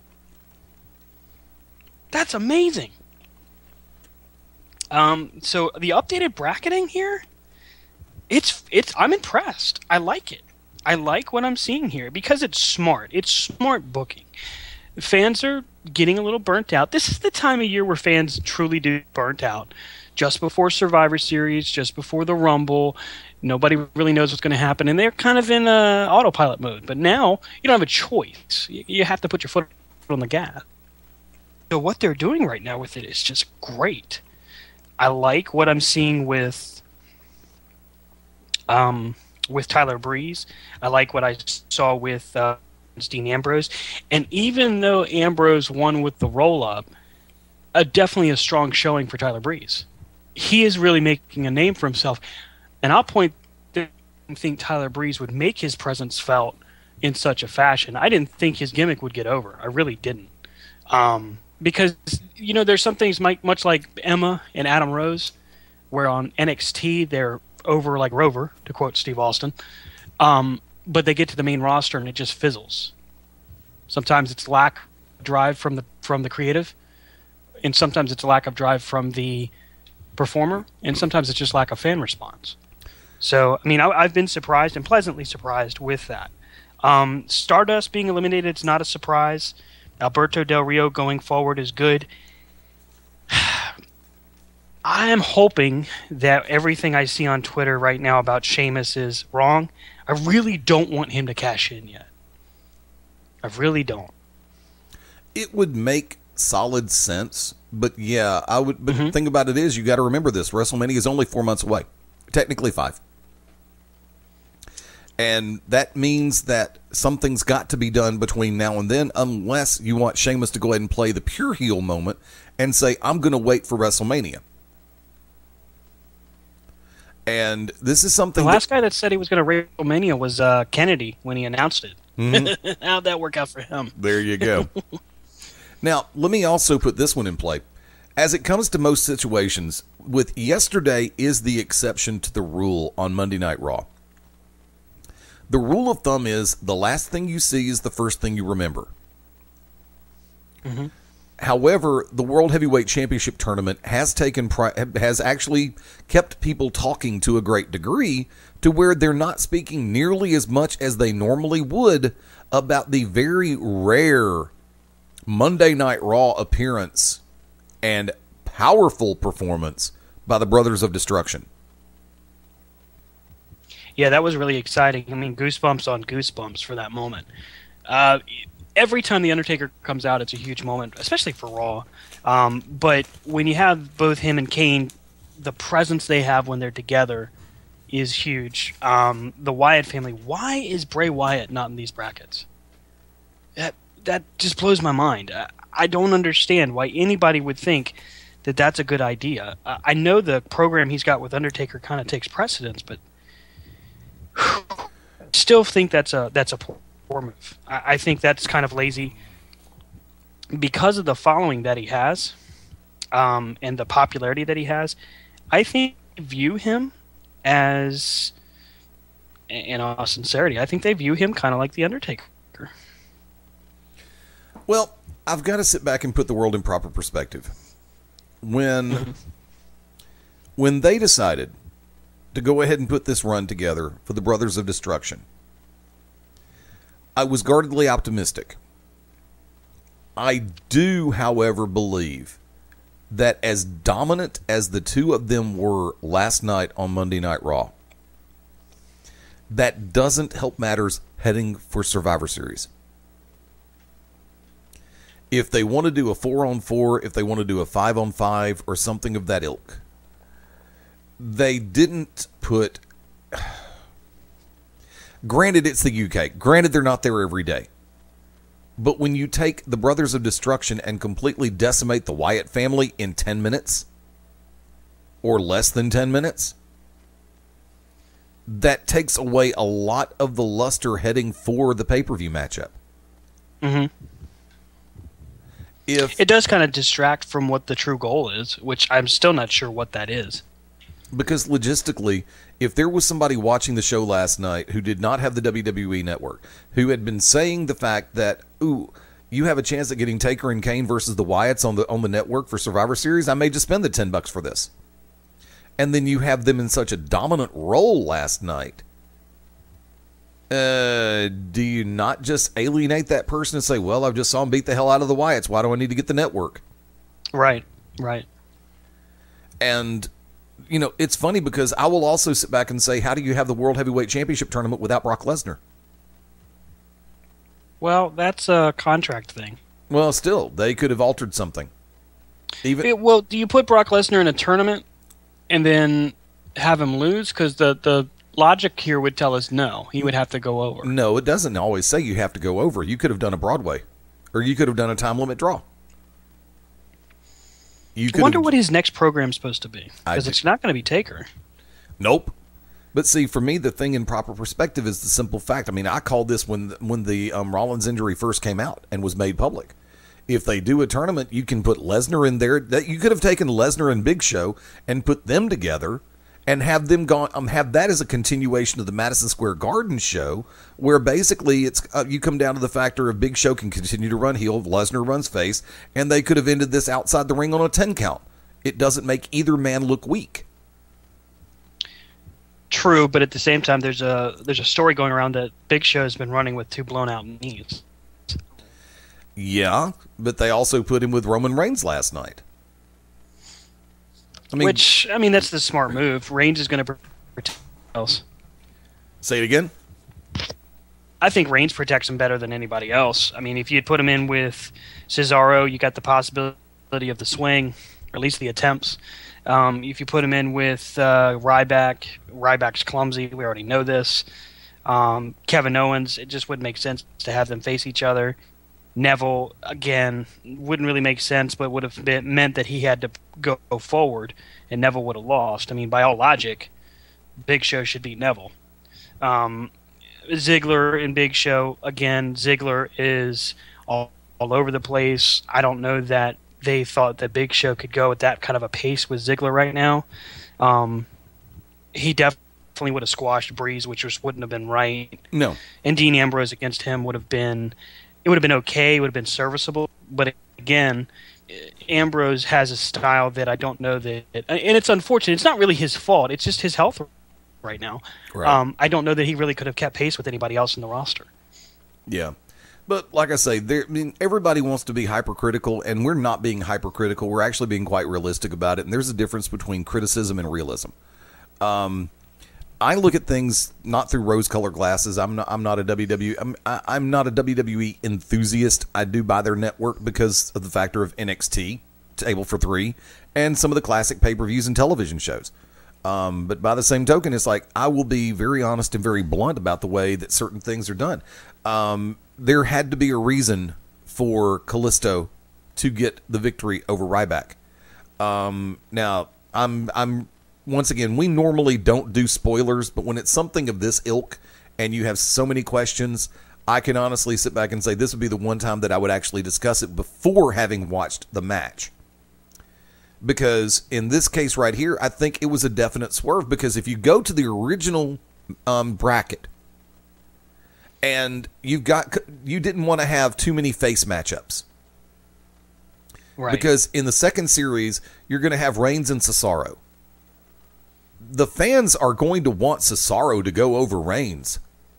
The majority of the people there are going to cheer for Cesaro over Reigns, no doubt. Where is Raw next Monday? I do not remember. Didn't ask. That's going to be interesting, because you have a good point. If it's in a Roman Reigns friendly town, he'll be all right. But if it's not, if it's in any place in the Northeast, for example, he's going to get booed out of the building. And they do this to him all the time. They put him in positions to be booed, which is just not smart. You can't put these guys in these types of positions over and over again and not do anything about it. Like with the way they try to tease the possibility of either him or Dean Ambrose turning. Most likely, if you do what we do and prognosticate every day and play Monday morning quarterback, you're predicting Dean Ambrose and Roman Reigns in the finals. Ultimately, you're not going to have a face-on-face confrontation without a final turn at the end. You know, if you pull the trigger, and I had this conversation with Corey before, if you pull the trigger on Roman Reigns right now, he may not recover from that. Right. He's finally earning his way to a top face spot, and if you turn him, you're not going to get that back. I really don't think you would.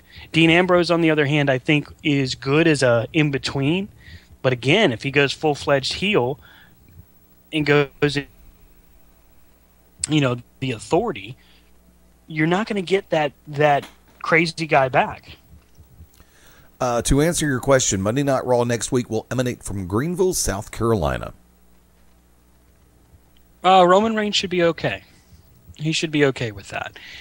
It would be interesting to see if they just had Roman Reigns lose and go from that direction. There's a possibility we could see a dark horse come away with the title. Owens. Owens If it's ADR, would be so awesome. If it's ADR, it's predictable in my book, and to put the belt back on him that quickly after his return to WWE is just, I'm sorry, I can't see it, and I'm not a fan of it. Although I think they're trying to placate him for that. I think they're trying to placate him for the reason he was fired. That's why I think they gave him the U.S. title. I think that's why they put Zeb Coulter with him.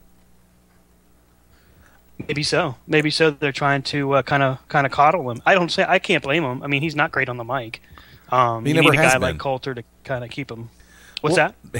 He's never been that great on a mic. Even when he was pure heel, right? In his advent, he was not that great. I mean, and the saving grace to him was Double R, Ricardo Rodriguez. Absolutely. But that's another question. Why didn't they go ahead and bring him back? Because he's more over than ADR ever was. Ricardo Rodriguez, in my humble opinion, is more over, period, than ADR ever was.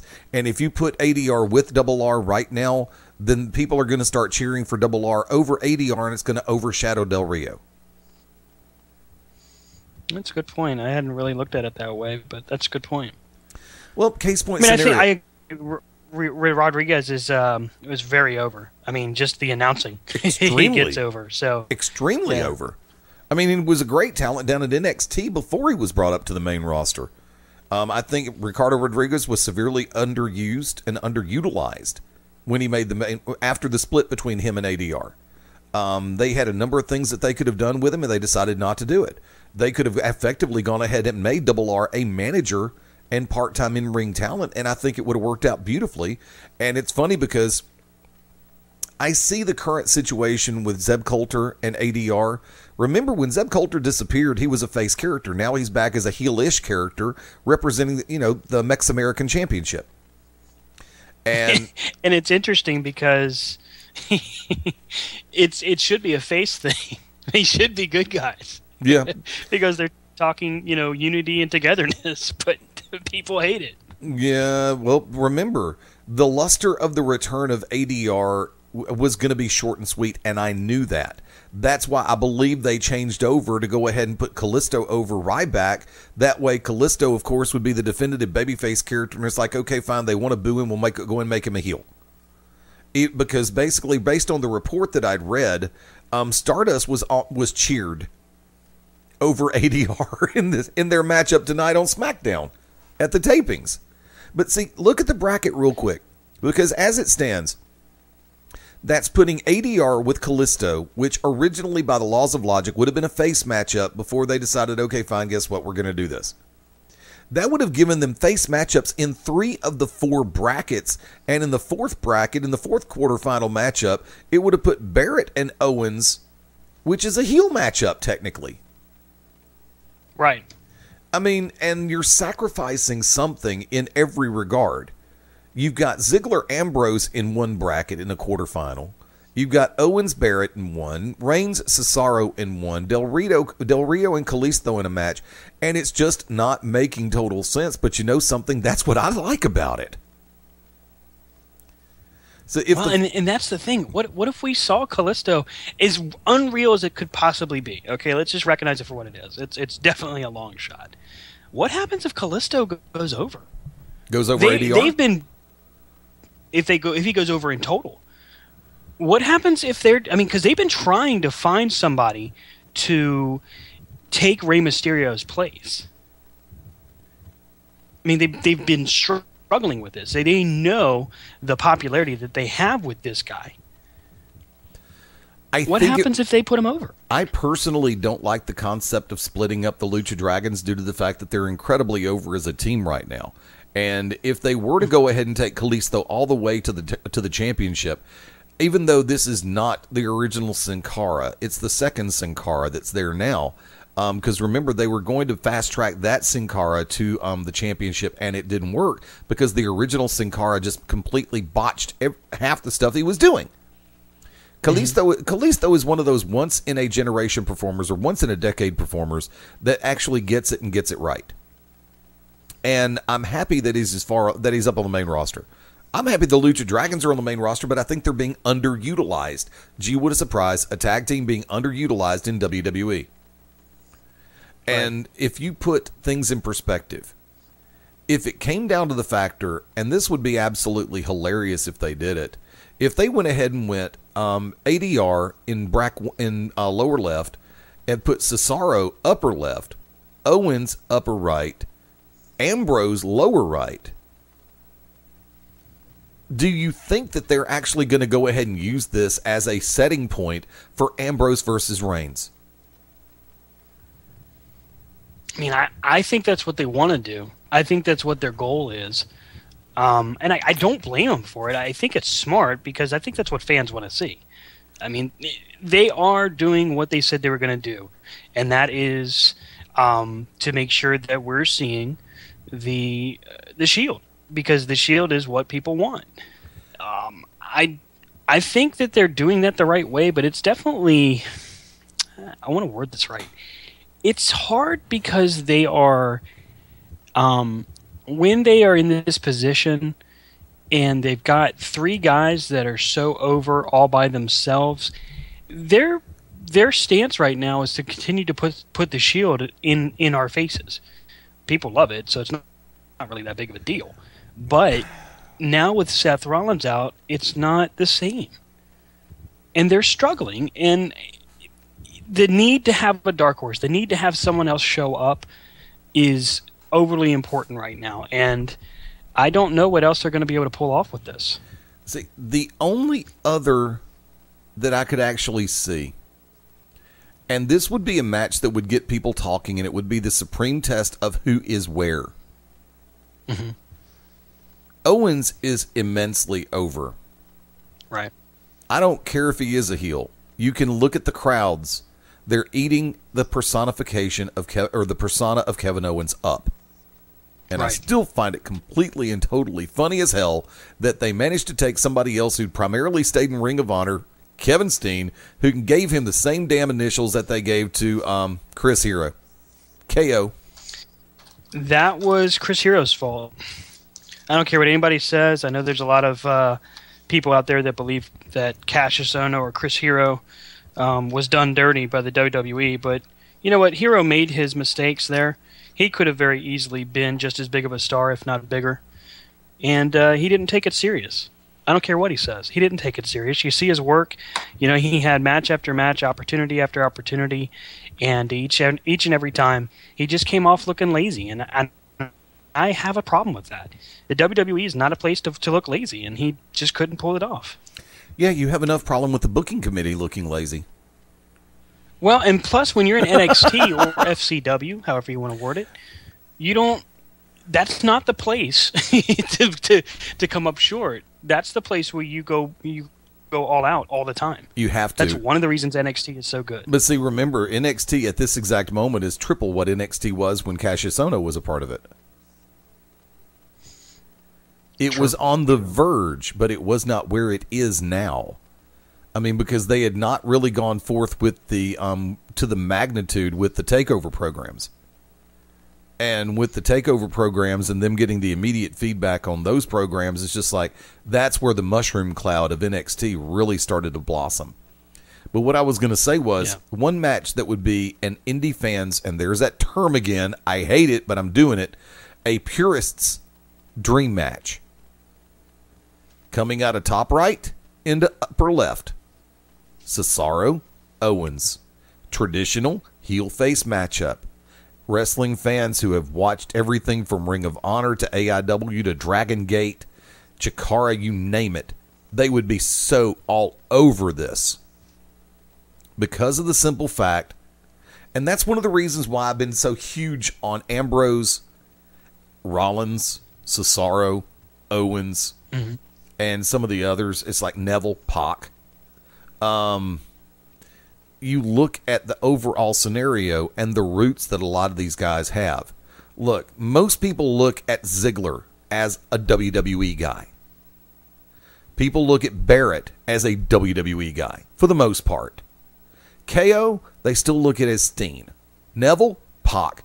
Cesaro, Castagnoli. Ambrose, Moxley. They still have that hinge point and connection point. Just like me, I have that connection point with the Uso brothers when they were the Samoan Soldiers in Global Championship Wrestling and some of the other promotions down here in the Southeast. The Indies, right, Jay? And for me, I'm an outside fan. I mean, I'm a fan of the mainstream, and I have limited access to Indies. Let me correct that. I don't have limited access. I just don't see it very often. But so for me, like Claudio Castagnoli, I knew of him in Ring of Honor, and I'd seen him. So I got you there. I'm with you. Pac, on the other hand, nah. I had no real familiarity with him until he got to WWE as Neville. Dragon Gate. Moxley's the same way. AIW. But at the same time, what's that? AIW, Absolute Intense Wrestling. Right. But at the same time, I mean, I just hadn't watched them before that point. So it's not really... I'm trying to word this right. It's not a bad thing. But like if Chris Hero had made it, he would be known to us as, as Chris Hero, whether it's Cassius Ohno or not. Just like you said with Kevin Steen. I knew of Kevin Steen. I watched a lot of his stuff in Ring of Honor. So when he got signed, it was a shock to me. He was one of those guys that always said, if I never see WWE, I don't care. Even though, we hear him now in interviews, my life's dream was to be here. Oh, okay. I mean, we like it. He's over like crazy, but he's over because he doesn't care. He's Kevin Steen or Kevin Owens. It's the same guy. And these are the guys that end up making a difference. These are the guys that end up surviving. You said Dolph Ziggler's a WWE guy. I agree. WWE made star. Mm-hmm. I mean, you can't say that about Big Show because Big Show was a star before WWE. That's true, and that's still one of the biggest mistakes that WWE has ever made. Not that I'm a big fan of the Land of the Giants, but you can't put yourself in this position anymore where you have a guy like the Big Show and you don't properly build that talent. It's Paul White, when he debuted, honestly, if he had come in night one and won the title, that'd have been fine with me. Mm-hmm. Because of his dominance of WCW. He defeated Ric Flair for the World Championship in his first match. Right. First match. No one's ever done that before. No one will ever do it again, and they still can't get it right. Nope. And now, unfortunately, his health is declining, and I'm sure he hates it because he's trying so hard to keep moving and keep going forward, and he's not a bad performer. No, he's a good performer. I've not always been his biggest fan, but you can't say anything negative about him. The guy's a good performer. Right. And I just don't think Vin has been able to shake that, what did Corey call it, the stigmata of WCW guys. And Triple H is teaching him, it's amazing to see that, by the way, that Vince is learning from Triple H. But that's a sign of a good leader, in my opinion. You know what's funny? Out of the 16 that are in this bracket, the only WCW standout that is actually in this bracket is Big Show. And he was eliminated first round. Yeah, but I know. I totally believe that's because of his health. I do too.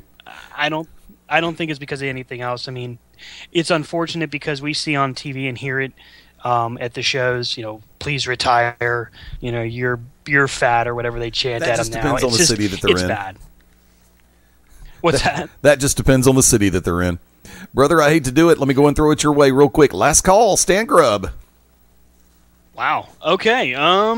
Follow me on Twitter at FightGrubFight. This weekend on Wrestle Rage Radio. I'm not really sure what we're going to cover. Don't have a guest lined up just yet, but we'll think of something. We always do. And if you get an opportunity, there's this little lonely solo project that's in the works. I'm trying to bring it to the forefront. So check it out when you get a chance. It's called Corner to Corner. I am working on the audio with Eddie.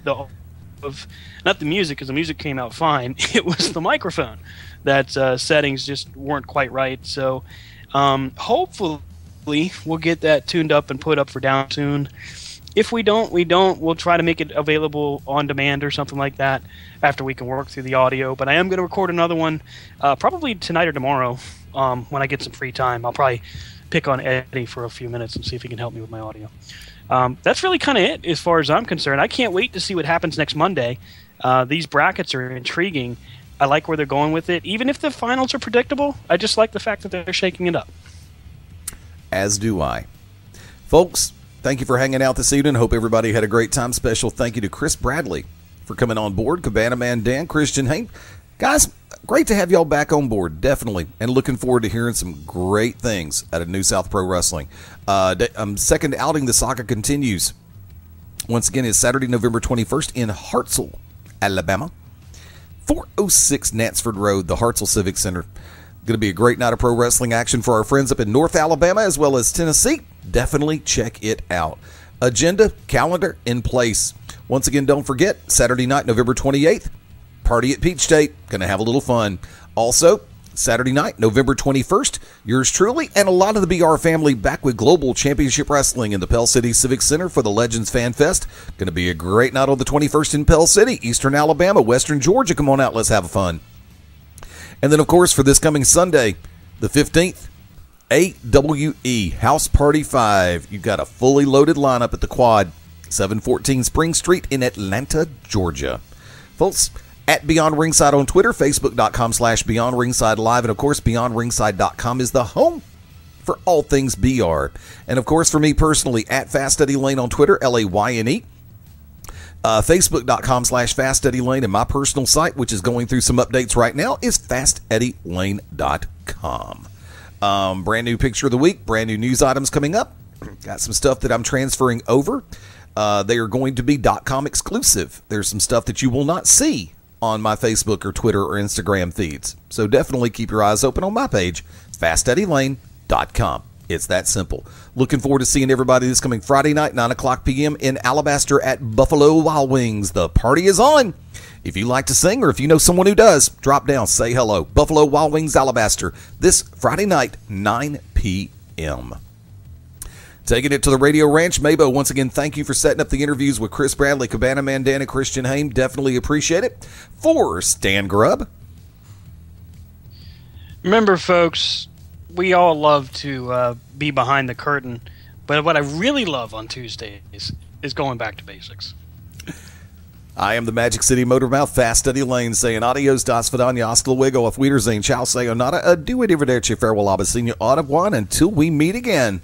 Aloha means bye-bye. Join us right here next time as we all go beyond ringside. Bye for now.